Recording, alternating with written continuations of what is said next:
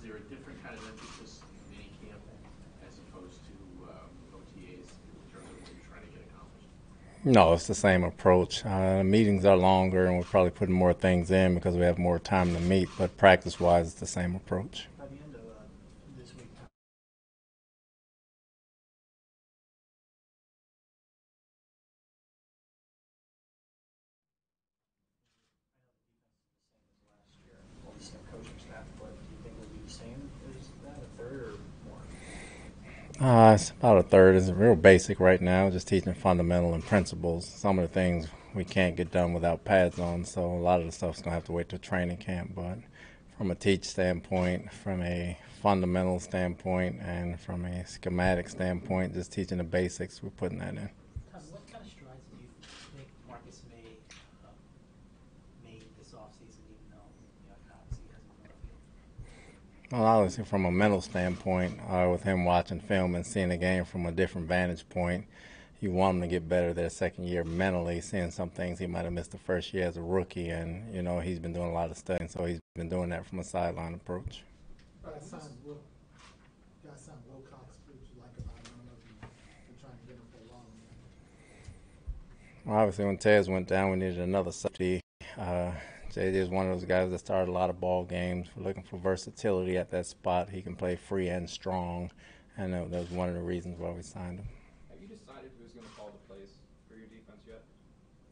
Casey's calling the plays. No, I'm sorry. I mean, like the player that's going to call them. Darren's the signal caller, and Avery has some signal calling as well. Depending on the package, it could be a different guy, but Darren and Avery will take care of most of it.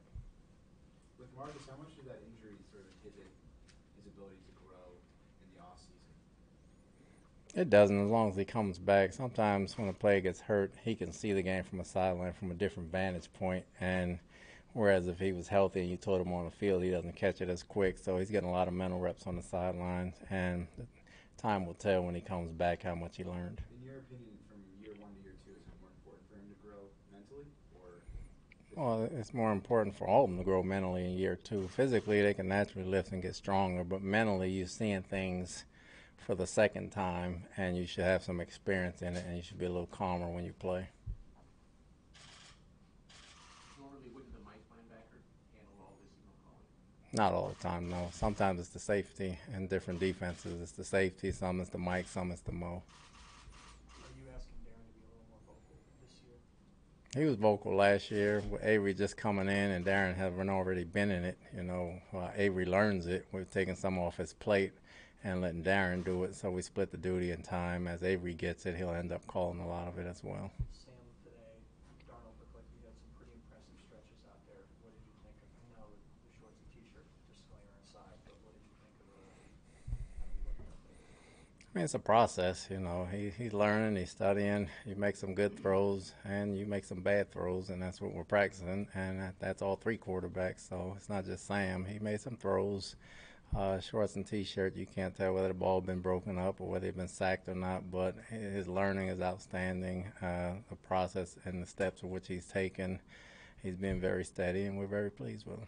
Understanding the importance and how impactful a young quarterback can be when you have one on your team, do you get excited when you see him make those good throws and when he does take those steps in seemingly the right direction? It's nice.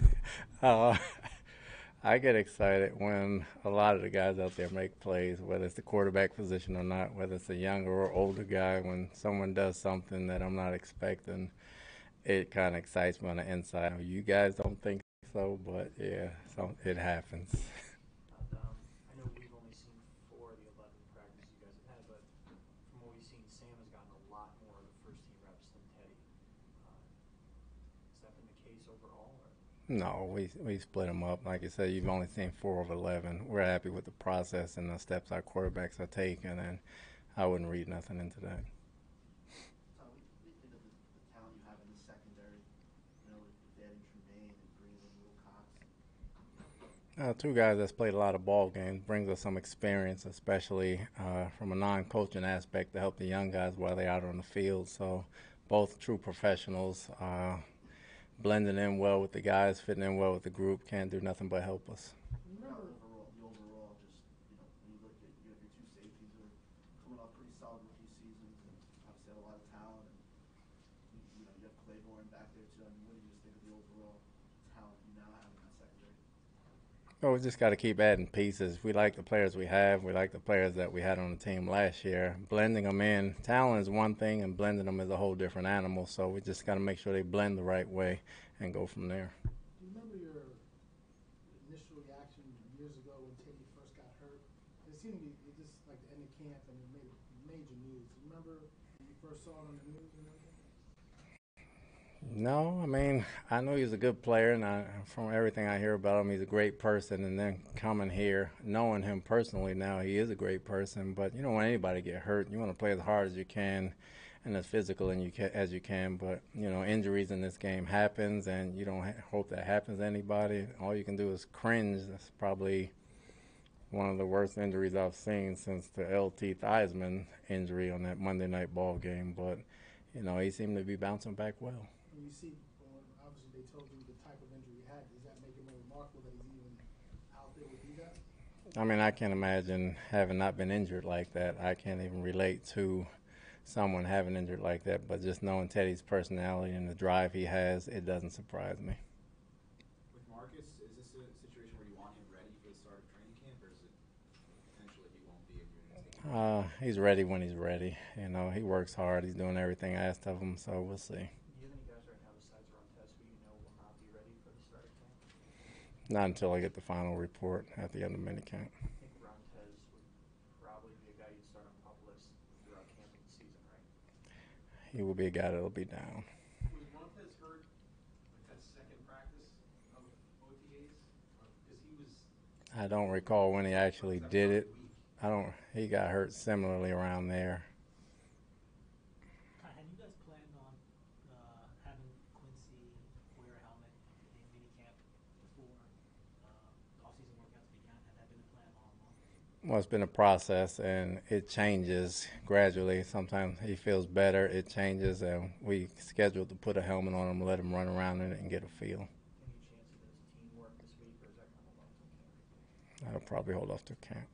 Is there a timetable on when the boot will be removed from Pryor? Not at this time. So he's still 50-50 for the start of camp? Or? Correct.